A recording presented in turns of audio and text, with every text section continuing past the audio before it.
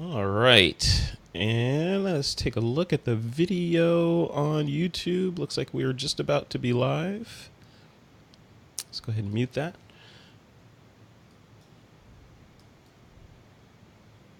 All right, cool. There we go. We are live, gentlemen. All right, I'm going to start the show. Thanks to everybody that is joining us in the live video over on YouTube. Remember, you can input your questions in the chat box off to the right of the video over there, I think it is. I don't know, I can't tell. It's always flipped. But yeah, this is going to be an interesting show. We're going to start the live stream in just a second. We actually are live streaming and recording. But I'm going to start the sort of official rundown in about a second. Our guys are in the green room standing by, and here we go. Here we go. All right, folks, welcome back to another episode of This Week in Photo. I'm your host, Frederick Van Johnson. Today on the show, I've got two people that you may have not seen before, at least on our channels, but they are well known outside of our channels and to the entire world. So we've got Mr. Troy Plota, who started a piece of software called Plotagraph. We're going to talk about that a little bit. And essentially what that software does is it allows you to add motion to still photographs. Yes, it allows you to do that. But also on the show, we've got Mr. Michael Muller. So Michael is a commercial celebrity photographer. He's a director. He is one of those people that most of us aspire to be, living the life down in Los Angeles and Hollywood. He is gracing us with his presence also to help us understand some of the inner workings of that world. So gentlemen, welcome to This Week in Photo. It's a pleasure to have both of you guys on. Thank you, Frederick. Yeah. Yeah, happy. Yeah, no, this is good. This is great. Michael, I want to start with you first. So, first of all, welcome to the show. Good to have you on. Give us a little bit of background on what you do. I've been poking around your website for the last day or so, and every time I go back to that website, I see somebody I know, right? I mean, who haven't you shot? It's like every single celebrity has been in front of your lens. What's that world like? Yeah, I mean, I've been taking photos for 33 years, and my subjects have stretched the gamut from celebrities like you're referencing, actors and musicians, to politicians and outlaw bikers and just refugees, people. I love shooting people. I love shooting, period. But I definitely shoot a lot of people. And how do you jump into that world? Because it's not like, a lot of photographers will say, I aspire to be that. But from my experience, it doesn't seem to be a linear path to get from, hey, I want to be a photographer and I want to shoot celebrities and politicians and all that stuff, to actually doing it and having a crew and, walking in with your camera and kind of being the guy. How do you go from zero to hero? It's definitely not a linear. It's not a linear sort of business to get into, unlike, say, automotive or weddings, where you go to school, and you start putting an ad out and people start calling you to shoot their weddings. You can't put an ad out, celebrity photographer, and the celebrities start calling you. I was sort of blessed because I moved down here in 1989, before the internet and when we were shooting film, back in the day. It's interesting. My editor for my book, who's edited a lot of the sort of top photographers and top celebrities, she said something to me when we were editing. She goes, what I've noticed about all of you guys is you're all hustlers. Yeah. And I'm like, yeah, you have to be a hustler to feed my kids. And that's really what it is. You've got to just hustle, and there's no direct path or here's how you do it. You got to get down there. You got to put yourself in the right place and be at the right place at the right time. It's a double negative, because you want to shoot celebrities, but then how do you shoot celebrities? Because they want to see that you've shot celebrities in your portfolio. But how do you get the celebrities to show the celebrity? That was the problem. That was the problem I had out of high school. It's like, I'm trying to get my first job, but you can't get your first job until you have experience. You can't get experience until you get your first job. So you need like a crack in the armor to get to it. And speaking of just sort of hustling, Troy Plota, man, you and your wife Sasha founded the Plotagraph software, right? And you and I started talking several years ago when this whole motion art movement was just getting started with cinemagraphs and people were looking for different ways to differentiate themselves with their images. Give us your sort of origin story. How did you, like, why are you here, with like in the spot that you're in the software development world? How did you get from where you were to where you are now? I have no idea. How the hell did this happen? I'm just making this up as I go along, bro. Pretty much. I started shooting when I was 13 years old, and same thing is did a lot of fashion, a lot of celebrity stuff, and was blessed to have a lot of really great accounts through the years. And as I started kind of going with it, and noticing that the day rates started kind of coming down in photo, a lot of our budgets were moving to video. And so I started, directing, working as DP and all that kind of stuff, adding it to it. But it never really felt right to me, as far as shooting the video. And I was like, gosh, I got into this for the still part of it, And so as we started kind of building the software and I started speaking with other photographers, because a lot of times guys in our generation had a tendency to be very much lone wolves within what we were doing. We rarely talked to each other, right. So what's fun now is having the software is I'm talking with a lot of photographers and we all have a very similar story. And so for me, bringing the software up, especially on the pro side of it, it really gave a tool for photographers to be able to animate their images and compete within the video realm. Yeah. So once again, for day rates and whatever else it might be, this other tool that they were able to, use in their arsenal, their portfolio and their reel and stuff, and they're able to create videos with their still camera. Yeah, so that's kind of.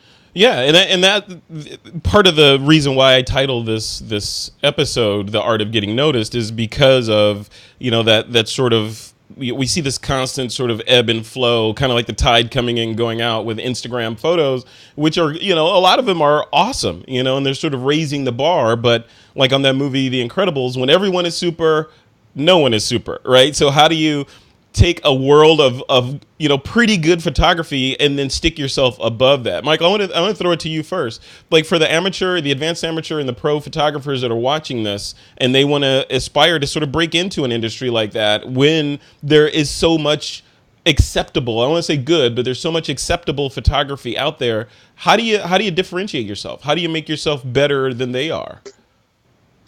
I mean, well, one, me personally don't use that word better or worse or good or bad. I have approached my career, I can only speak for what I do, my experience, and I've always wanted to do something different or something that hadn't been done before. That's always a goal of mine, is to create something that I've never seen before. Mm-hmm. Whether it's been done, as long as I haven't seen it before. So that's how I, sort of push myself. But if you go back to my roots, it started when I was testing models. I came to LA to Otis Parsons, an art school, got advanced placement, went one semester, said, what do I need a diploma for? They're like, to teach. I'm like, so I don't have to show this to work? They're like, no. And I was out. Yeah. And I started testing models. So I got paid to learn, $50 a roll and try new films. But I literally, a lot of my peers or a lot of the other test photographers, it was like slam, bam, thank you, ma'am. Like, get paid, do it real, shoot them against the wall in their house, get their money and out. I treated everyone like it was the cover of Vogue. So I really put, that, and we're talking back when I was starting. So just no name models or whatever. But that really trained me. And also go into a place and going, I'm going to find 5 different locations within 2 blocks. And I still use that today, because I'll fly to Cincinnati, Ohio, and have to meet, Brad Pitt there and find cool places to shoot close to the hotel or wherever we're shooting. Yeah. See, and that's cool. I mean, keep it fresh. I like what you said about, you're constantly challenging yourself. It doesn't matter if it has been done before. If you haven't done it before, it's a personal goal of yours. So Troy, on your side of things, right? So with the, creating software that has not been created before, right? How do you go down that route, right? And I'm gonna dovetail. Trust me, I'm going somewhere with this. I'm gonna dovetail this together with sort of celebrity and commercial work and how Plotagraph is being used with that. But I want to get a little bit of more context on Plotagraph and what you might want to do for the folks that aren't familiar with what Plotagraph is. Give us a little description of what that software is intended to do. Well, Plotagraph is now under the Plotaverse suite of apps. So now we've got Plotagraph, we've got PlotaFX, we've got Plotamorph. We have all of these apps that are meant to take still images and turn them into videos and present them on the Plotaverse side. Yeah. So I started, back in the day, back in the late 90s, actually. Well, I started shooting was 1984, but in the late 90s, I started doing experimental things. And trying to figure out what I can do next with photography. Because once again, as Michael said, it always intrigued me to do things that were different, what's next. And I kind of get a little bit bored with doing just the same old thing. Yeah. And as technology came up, I just love technology. Like, I love technology as much as photography. So I kept going with it. And there weren't really, we played with a lot of GIFs back in the day. We'd actually have to scan film in order to do a lot of the different GIFs that we're doing and stuff. So it was like lining up the scans and making sure everything was proper and stuff, which was really tough. So when digital came out, I was super excited for digital. It was just, I was like one of the first guys with the digital camera in my hand. I think I had the first billboard in Times Square shot with a digital camera. Wow. So I just kind of kept going with it, and I saw back about 2008 or so. I had a studio, and one of the guys working with me came from Hollywood, and he was a big animator, worked on the movie 300, Elf. He was like our hero for working on Elf. Yeah. You can leave Elf off there. So he had these like the techniques that he were doing, like, dude, this is amazing. So, we were playing around with different softwares, and usually it took about 4 to 5 different apps and softwares to create an animated image. So I was like, if anybody could ever make this easy, gosh, it would be amazing. So I kind of got the opportunity. Sasha and I, a couple years ago, teamed up, and we created Plotagraph initially. And I had 2 studios, sold all my gear for code. Just kept selling cameras, lighting. I got down to my last camera. I was like, bye, baby. You're like 3 quarts low on blood from going to the blood bank. Totally. So, and then 2 years ago, you were like one of the first ones on the scene who saw it and got it. Yeah. And then same thing with Michael. I met with Michael early on also. And, when you see something different and you see something that not only is useful for your art, but is also useful in a commercial sort of realm, it's exciting, and for me, it's like, how can we spread this to the world? So I've become really passionate about motion art now, whether it's, plotagraphs or cinemagraphs or time lapses, motion graphics, whatever it is. This whole looping platform, I think, is really coming up quickly. And I have a complete passion for it. Love it. Yeah, I love it too. I do a talk I told you about a while back. I do this talk called Time Travel for Photographers, right? And it's all about this kind of stuff, where you don't necessarily have to capture an image in a single frame now. You can compress time, stretch it out, capture time, and then freeze most of it except a part of it. You can be a time traveler and manipulate it. So Michael, how are you incorporating this kind of stuff into your work? Like I said, I was looking at your portfolio. It's across the board. I want to talk a little about the training you do as well. But tell me about how you're incorporating this sort of motion art into your commercial photography. It's one I like Troy did is I think that key is building something that doesn't exist. Coming up with an idea. And I've done that with lights, my underwater lights. I was like, I want to bring a shark to the studio. Well, I can't bring a shark to the studio, it'd be dead. So I got to bring the studio to the shark. Went online, there's no lights. So I'm like, okay, I have to make them. Yeah. And went down that path, and it took a couple years, but I ended up getting patents on these lights, and they're the most powerful underwater lights in the world. But it came from an idea that, wait, I want to do something with it. It hasn't been done.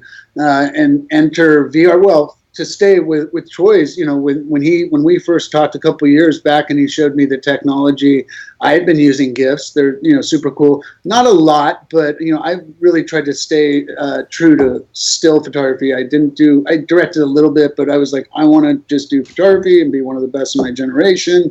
And in order to do that, you got to shoot. You can't start making commercials and music videos, in my opinion.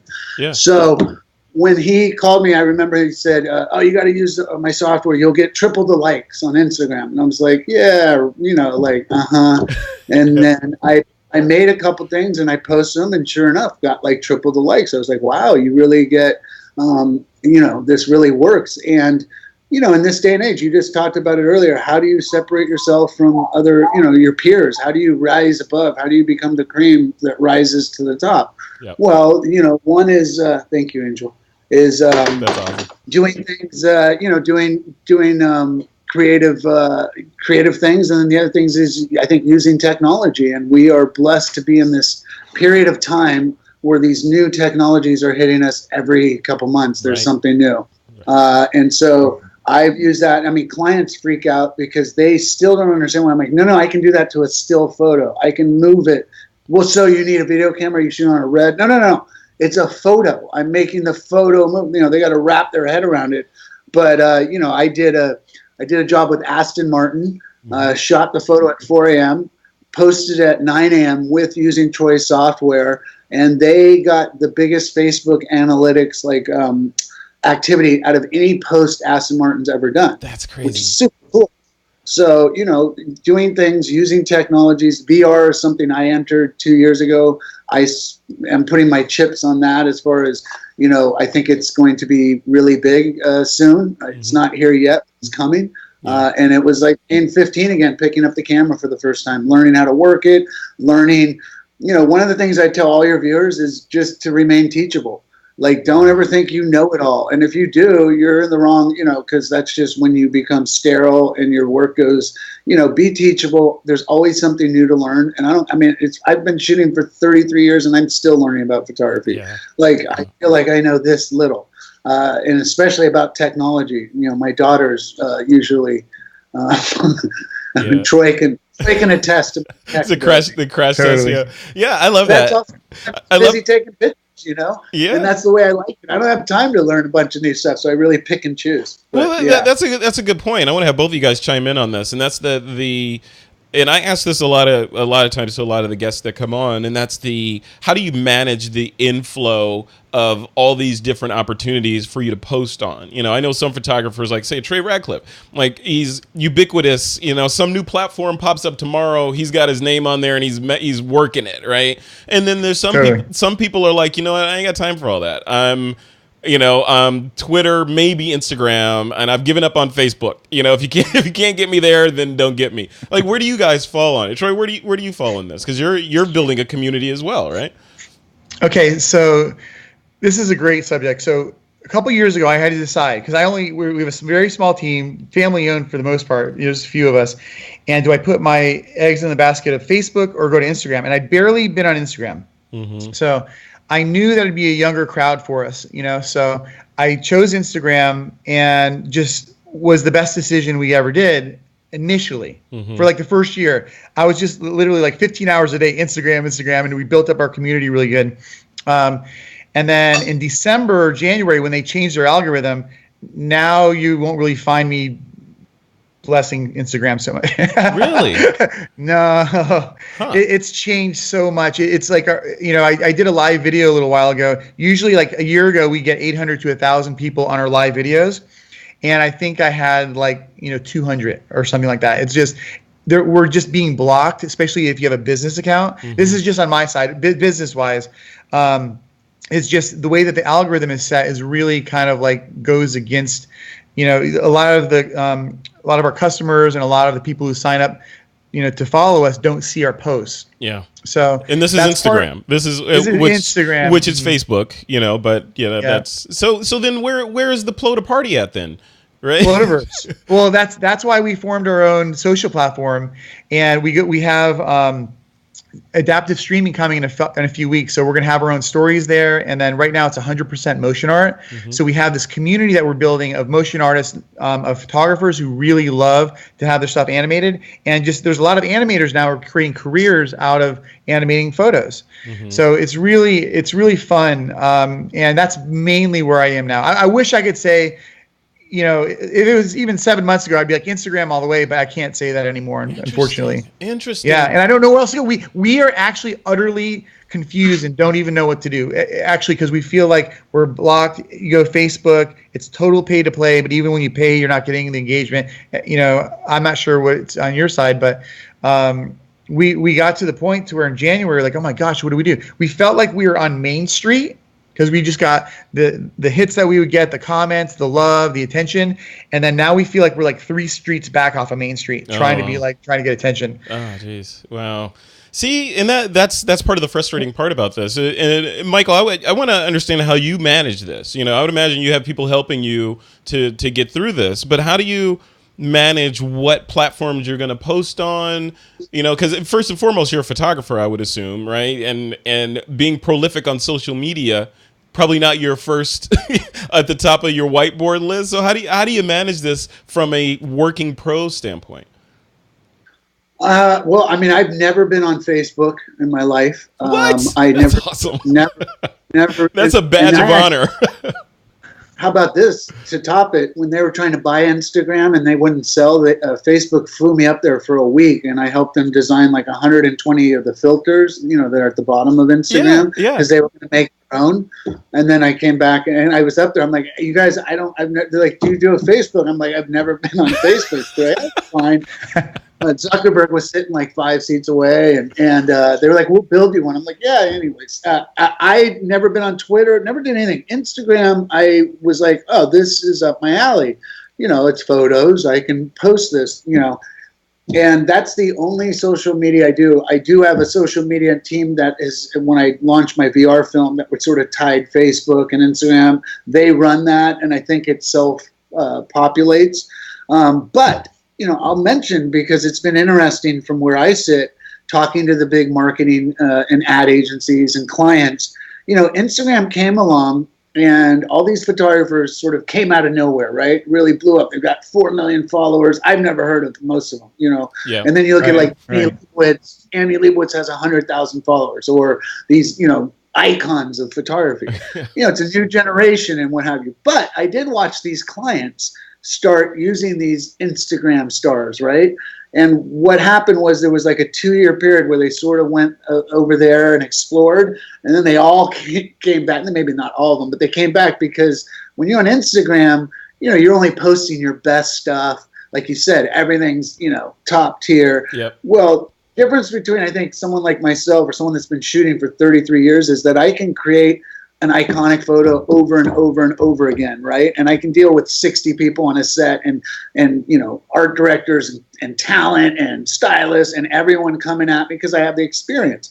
Well, when you get an Instagram photographer that's been doing that, I think they had a lot of these clients had different experiences with them. Yeah. And but that's not to say all big Instagram photographers, but I think social media is an important thing. It's becoming more important, but like MySpace, like you said, I haven't been on Facebook, like they're all changing. Like Facebook is the monster now. Will it be in 3 years? We'll see. Right. Instagram's, the thing now, but in 2 years, there'll be something probably else, some new flavor that comes along. So, I think in this day and age, you sort of got to remain relevant in that world. Yeah. But at the end of the day, my clients come to me not because of my social following. They come for the work that I'm going to deliver. And that is fantastic right there, because that's the first time I've heard someone in a long time say that, because it seems like the direction of the current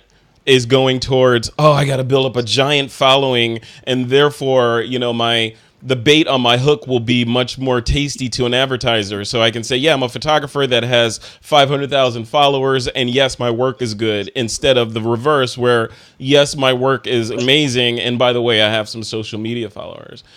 So it's what I would like to know is, like, what's the right answer? I interviewed someone the other day, and she's starting a new business where part of the criterion for her selecting photographers is quality of their work and size of their following, right? So, Troy, is this where things are going? I mean, you're a commercial photographer as well. I mean, is that where the world is going? Like, for the wannabe photographers that are great already right now, but they may not have a giant following.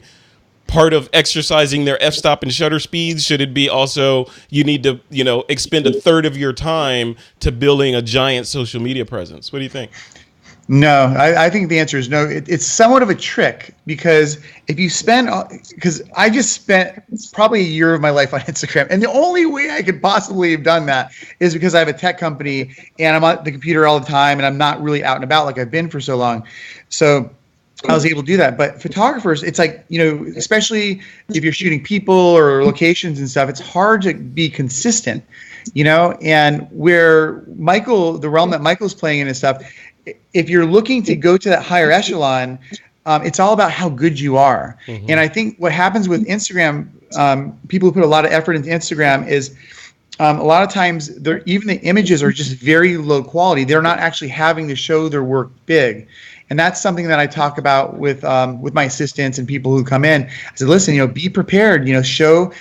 Clients want to see things big, and Instagram, it is important, it's not like it's not, but I think it's a little bit of a trick, and there should be more time spent on the craft and learning and pushing the button than sitting there trying to get followers.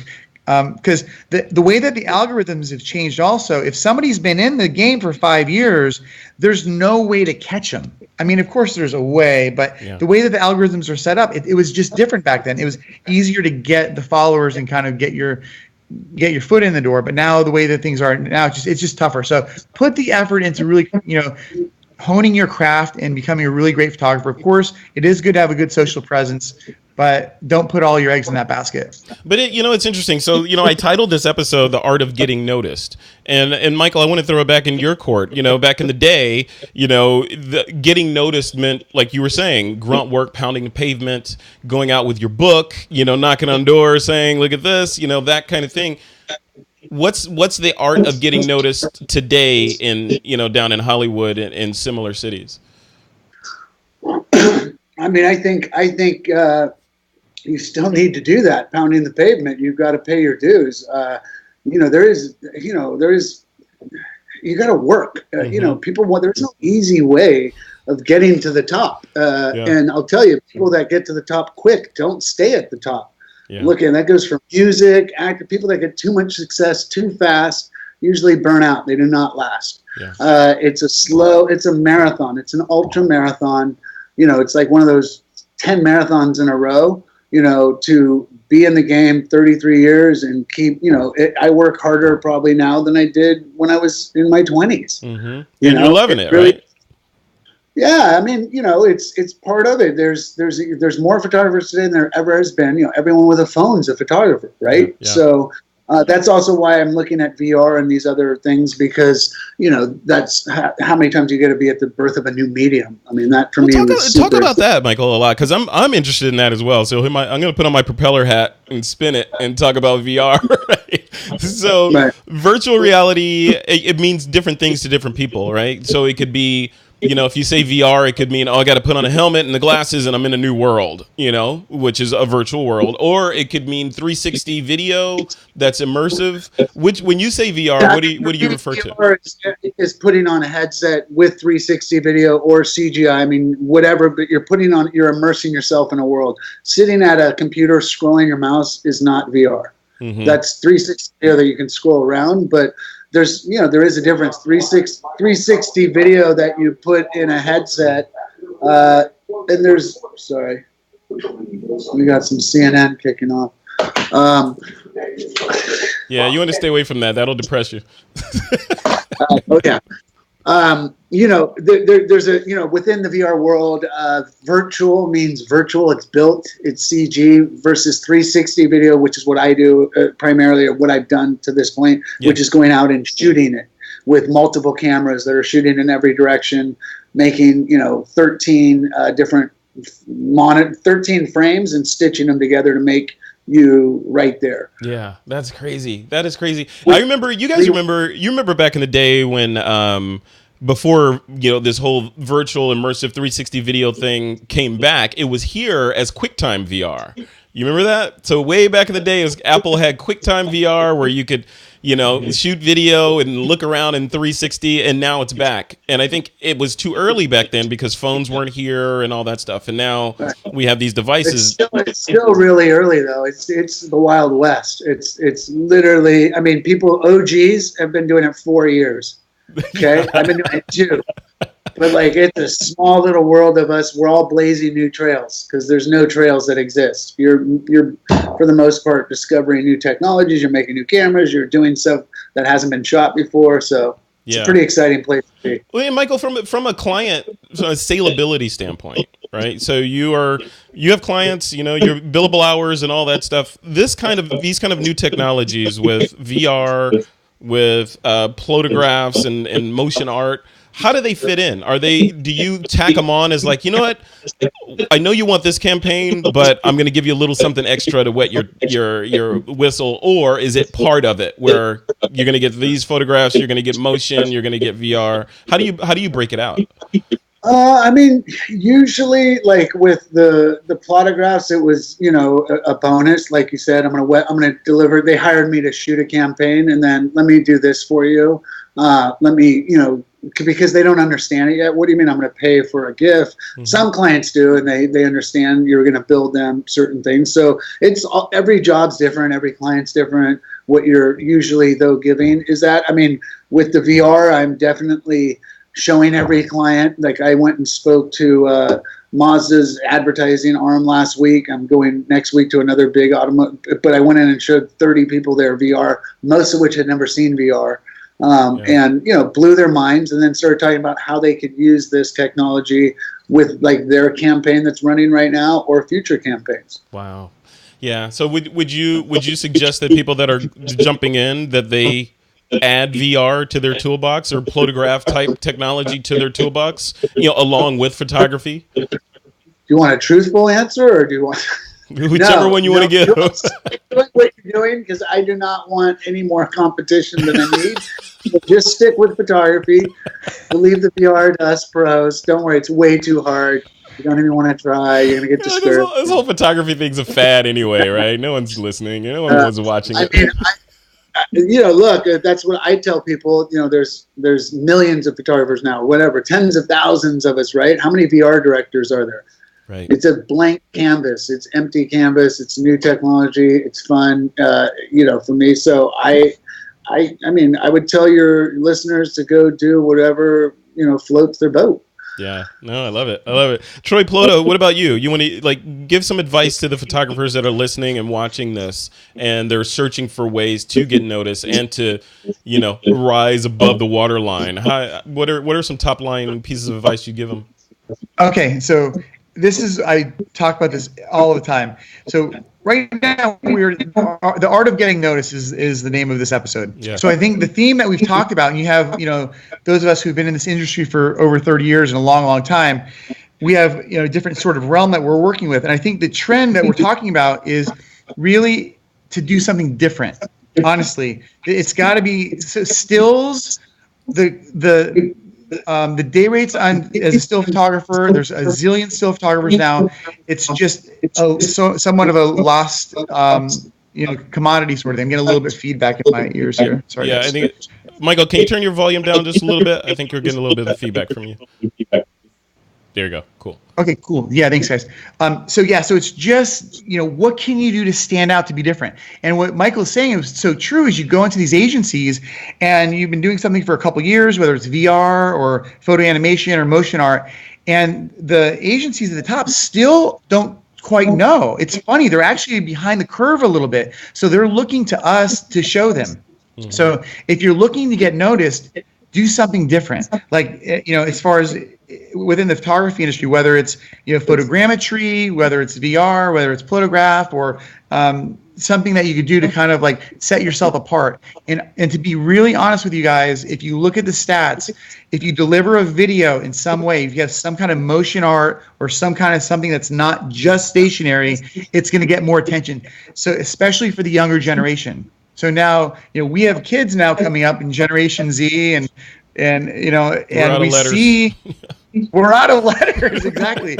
And they look at even my old stills and stuff that I've been doing for years, and they're kind of more interested in video. They're more interested in something that's kind of inspiring them in some way that catches their eye for more than just that quick second, because they're just flipping through Instagram at the speed of light. And if something can be there to stop them, to go, whoa, what the heck's going on here? This is so cool. And one of the things that we've done on Plotaverse is we're talking about now is creating your own reality. So not only now with animating the still image, but now we have all of these overlays, whether it's still, video, morphs that you put on top of it. We actually have whole stories now that are being created within a still photograph. Yeah. That to me is the future of photography. That to me is to look at something. Before we had print, so and even a lot of advertising, most of what was happening is the printed piece. So you had no option other than to have it stationary. So now most everything that we're looking at, especially the younger generation, most everything they see is on a digital screen. So it doesn't have to be stationary. Now there's times where, of course, as a photograph, you have that moment in time that's epic, and that will always be amazing, But now you're able to put these tools on between photo animation and overlays that just tell a different story, tell more of a story, and once again, for the younger generations, holds their attention. Yeah, that's it. I mean, it's all about the attention economy, right? And capturing and holding people's attention. And it kind of goes back to what we were talking about with the. The idea of your social media footprint being important, because it's all about attention and how do you gain that attention? How do you capture that attention? So Michael, switching it back over to you, man. So where does this stuff fit in? Right. So what I'm trying to get a handle on is the new photographers that are out there. They want to be Michael Muller. They want to do the kind of stuff that you're doing. Some advice. Some people giving advice will say, no, you got to do one thing. You got to do it well. You got to be known for that thing. You got to build your own look. You got to build your own style, your own color palette. And that's it. You got to build, burn a hole with that look. And then some people say, no, you got to diversify your talent set so that you can tell the story in the best way possible. Where do you come in on it at? I am the latter. I never wanted to paint myself into a corner with one specific look. There's photographers that made their careers, doing that. I could list you 3 or 4 that if you see their photo, so-and-so shot that. And the challenge with that is when those photographers try to break out and do something different, clients are like, no, we want that. It's like, the band that goes to play the concert, and you're like, no, play the hit, play that hit song. We don't want to hear your new shit. Play your hit songs. They're like, I'm sick of singing this song, right? Yeah. Well, so I go with the latter. You were talking about people flipping through Instagram. It's the same thing with magazines. You got 1.4 seconds to get someone's attention because they're flipping the pages. So with the Plotagraphs or with these new technologies, you still need to make an image that's going to stop someone. You still need to create something that they're going to go, whoa. And that really the only way to do that is to do something different or striking or, eye-catching. And if it's been done 1,000 times, they're not going to stop because they've seen it. You do have to have your own, you do want to create your own style. These art buyers and the people that hire the me's of the world and the other photographers, they see 100 portfolios a day or a week, and they say the majority of them look the same. And, they're just cookie cutter. Yeah. And I think, that's where the creativity of this job comes. It's just like anything else. You're going to work in fear and be safe, or you're going to take a chance and go do something really cool and push yourself, push your boundaries, push your art, or be safe. And, no risk, no reward. Yeah, no, I love it. And, looking at your portfolio again, and I would encourage people to go check out your site. We'll link to it in the description for this episode and on the blog post. But your work tells stories, right? It's not just a shot of another pretty person or another celebrity, like that shot of Rihanna that you had in there, like that you're telling a story in a single photograph. I get the emotion versus just here's a pretty girl who happens to be talented. You're telling a story with that. How do you concept a story like that? Like even in that particular shot, how did you come up with what the metaphor was for a shot like that? I don't usually preconceive too many things. I might have a general idea, but I am much more about in the moment and feeding off the person that I'm with. And it's my job as a photographer to direct my talent and tell them what I want or pull that emotion out of them. And we either do it collaboratively, or a lot of times they're looking to me to direct them and tell them what I'm looking for. Yeah. And if I want them crying, I'm like, all right, let's, give me some tears, or what have you. So people do not like having their photos taken for the most part. It's a very vulnerable thing to have your photo taken, to stand and be shot. So, they're looking to you to tell them where to look and to direct them. Talent hates sitting there and being like, what do you want me to do? And the person's tinkling with their cameras or lights. It's like, no, they want the connection. They want to connect. Mm-hmm. And I think, I try to connect with my subjects. Look, everyone's different. Some people are more voyeuristic and they don't connect with their, there's that too. So, it's just what works for you. That's what's worked for me. I think the bottom line, whatever you're doing, you've got to do something that's good. Like you said, this is about getting noticed. If you're going to get noticed, make an image that I'm going to go, wow, whoa, that's cool. Yeah. I've never seen that before. And usually to go there, you got to go in your head and imagination. You're not going to find that looking at magazines or going on the internet, because then you're seeing something that's been done. Go inside your creativity and come up with something that hasn't been done. I love that. And I want to throw. I'm still getting a little feedback from one of you guys there. I think your audio might be up. I want to throw this out there though. Michael, I'm looking behind you there, and I see something that looks like a waterboarding table. I want to know. Yeah. what's the story with the waterboarding, man? Yeah. So one of the pluses of shooting, you're going to have neck and back issues. So I hang upside. It's a gravity chair. Oh, look at that. Upside down. Okay. And then when my subjects don't do what I want, I waterboard them. So it's dual purpose table. I love it. That's how you get the shot. See, that's my job, is to get to the bottom of this. How do photographers get the shot? Waterboarding.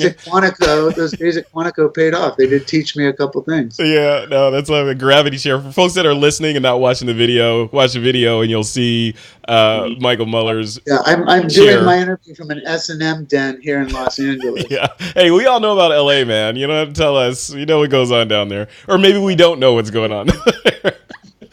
So Troy Plota, man. So I want to sort of wrap this up before we jump into the picks of the week segment. And in the picks of the week segment, you guys, I want to get you to recommend something to the TWiP audience. It could be, one of your courses, software, a technique, workshop, whatever. But Troy, playing around with your software, I want to like set the stage for, because people are going to probably after this interview or this episode dive in and try it. The way that I describe Plotagraph software is, most people know what a cinemagraph is, which is looping video, right? Looping video over and over again, or a piece of the video, it's frozen and, the curtains are moving in the wind or something. That's a cinemagraph. Plotagraph is a single image that you then take later, that you could have taken it back in 1933. You could take that image and add animation to it, like the photo on the wall behind you. You could take that photo and make the waves move on that photo after the fact without having to preconceive that this is going to be for that. So tell the audience about just like the positioning of Plotagraph software, and I don't want to say versus, but in the world of cinemagraph software. Like, how does it fit in there, and why would I want to choose one or the other? Great question. So cinemagraph software is... Sorry, getting big feedback again. Yeah, we're getting feedback. Yeah, I think Michael, I think we're getting audio from us through your speakers over there. I think so. And I could just take this out too for chatters. But so cinemagraph software was created for video. Mm-hmm. And once again, I've been shooting cinemagraphs myself for years. I started off a long time ago shooting cinemagraphs and using After Effects. And initially, it took a lot of like comprehensive software in order to do these effects. And then, there's other companies that have come out with different kind of cinemagraph softwares that have done a decent job. But once again, it was always geared for having a video camera in your hand. So that's where we created Plotagraph, for it to be for photographers, for a still image. And like I said, we used to have software that kind of tricked the image into animating, but it wouldn't necessarily loop perfectly. So what we did with the Plotagraph software is we hired one of the best teams in the world to produce the software for us in Bulgaria. And we created a loop where you could take the image and animate it where you can't see the loop. It's a never-ending loop, whether you want to export it as a GIF. We rarely use GIFs anymore. What's nice is MP4s now loop on almost every platform, whether it's social or websites or whatever it is. GIFs have 256 colors to where an MP4 has tens of thousands of colors. So you just get a kind of better quality image. And Facebook now will loop a Plotagraph under 30 seconds. Same thing with Instagram. Anything kind of under 30 seconds on any platform will actually loop by the platform. What we did is one of our biggest complaints that we would get from customers. I got one yesterday actually on Instagram. It's like, why does this look like crap on Instagram? And what happens is a lot of the other platforms are taking the loop and degrading them down to standard definition, like all the way down to standard definition. So we produce Plotaverse for looping art specifically for artists to actually, you can create your own website on Plotaverse now and have your own username and stuff. So what we're working on is giving Plotagraph a place to sit where it can be professionally shown on whether it's a desktop or a large tablet or whatever it might be. I love it. I love it. Yeah. So that's cool. So the software is at Plotagraph. Is it plotauniverse.com? Where's the URL? Plotaverseapps.com. Plotaverseapps.com. Okay. Yep, and that's the site. Basically, it'll show you Plotamorph, Plotafx, all the different apps that we've created now for the looping content, including the video overlays and all the other looping stuff too. I love it. So just for the folks that are watching, you and I, Troy, are going to do a video or an interview in a couple days here where we're going to dive into the software and get a look at it and kind of do a proper sort of deep dive into what the metaphor and how to use the software is. So stay tuned for that on this Bat channel. All right, guys, we are going to wrap this up. I want to give you guys a chance to recommend something to the TWiP audience. Troy, I'm going to let you go first, man. Wait, if you want to recommend anything to photographers that are watching this, what would it be? Just do something that makes you stand out from the rest. Do something that's different, that when you go in front of a customer or client, or you're showing your website or your portfolio, preferably digitally, anything that you could do to kind of make your work stand out, both within the content that you're shooting, and you could see the passion. When you shoot an image, you could see the passion that somebody had for creating that. And then in my world now, I'm such an advocate for motion art. Anything you can do to kind of animate that or put some kind of motion within it is my recommendation. I love it. Yeah. All right, cool. And what about you, Michael? Like, if you want to recommend something, a technique, software, anything to the TWiP audience, what would it be? I will recommend that your audience goes out and does the one thing that they're scared to do. Whatever that one thing is that you've always been scared to go try or to go do, get over it, whatever that hang up is, and go do that. And That's legal. That's legal. Yeah, no, but creatively, I've always wanted to shoot, I don't know, whatever it is, or I've always wanted to pick up a video camera and direct something, but I never have. Whatever that thing that you've always wanted to do, and most people have one or two of these things in life or in their creative process, go do it. Go walk through your fear and do it, and call us back and tell us how it went. I love it. Yeah, jump into TWiP Pro or post in the comments for this episode. And Michael, what's your URL if people want to go feel intimidated by your work? MullerPhoto.com is my website, and my Instagram is Michael Muller 7. Awesome. All right, guys. And obviously, if you're going to try a software or technology, I would say go get Plotagraph and give that a whirl. You'll have a lot of fun with it.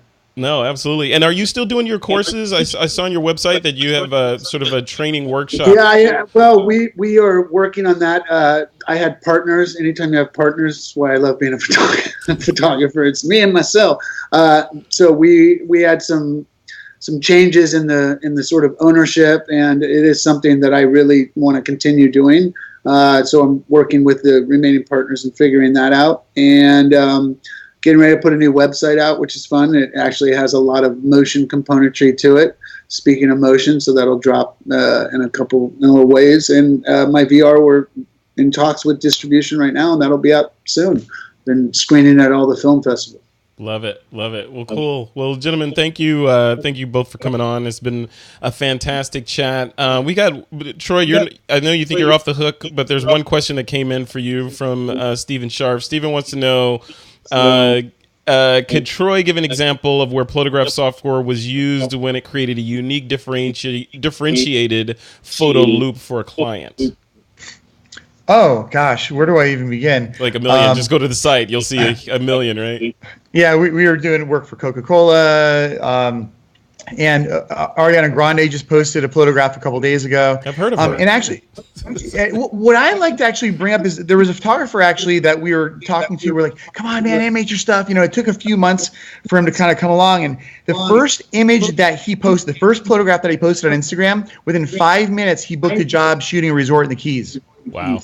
Within 5 minutes, art director called him from a couple years before and said, "Oh my gosh, I've been seeing this. Do you know how to do it?" And he's like, "Yeah, this is what I've been doing." And they said, "Okay, we want you to come back to the Keys, shoot this job, animate that stuff for us, and we're good to go." And he got the job, and that's the kind of really the stories that I love to hear. I love it. I love it. Well, cool. Well, we'll end on that note. Thanks, guys, for coming on again. If you want to check out Michael's work, head over to mullerphoto.com. That's MULLER photo.com. You can check out Plotagraph at plotaverse.com, PLOTAVERSE.com. And if you want to stay up to date on all things photography, please subscribe to our podcast at thisweekinphoto.com/subscribe. And you can and do all that good stuff for us on YouTube. All right, guys, thanks a lot. And listeners and viewers, you know what time it is. It is time to take that lens cap off.